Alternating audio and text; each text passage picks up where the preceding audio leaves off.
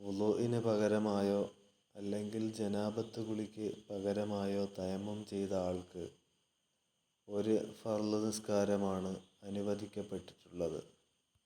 ഉദാഹരണം, ളുഹർ നിസ്കാരത്തിനു വേണ്ടി തയമ്മം ചെയ്ത ആൾക്ക് ഫർളായ നിസ്കാരമായി ളുഹർ മാത്രം നിസ്കരിക്കാം. അതായത് അസ്റിൻ്റെ സമയമാകുമ്പോൾ തയമ്മം പുതുക്കേണ്ടി വരും. എന്നാൽ ആ തയമ്മം കൊണ്ട് സുന്നത്തുകൾ യഥേഷ്ടം നിസ്കരിക്കാവുന്നതാണ്. അപ്പോൾ ഒരു തയമ്മം കൊണ്ട് ഒരു ഫർള് നിസ്കാരമേ അനുവദിക്കപ്പെടുകയുള്ളൂ എന്ന് വരുമ്പോൾ അതൊന്നുകിൽ അദാ ആയ ഫർള് നിസ്കാരമാകാം, അല്ലെങ്കിൽ ഖളാ ആയ ഫർള് നിസ്കാരമാകാം. രണ്ടിൽ ഒന്ന് മാത്രമേ നിർവഹിക്കാൻ പാടുള്ളൂ.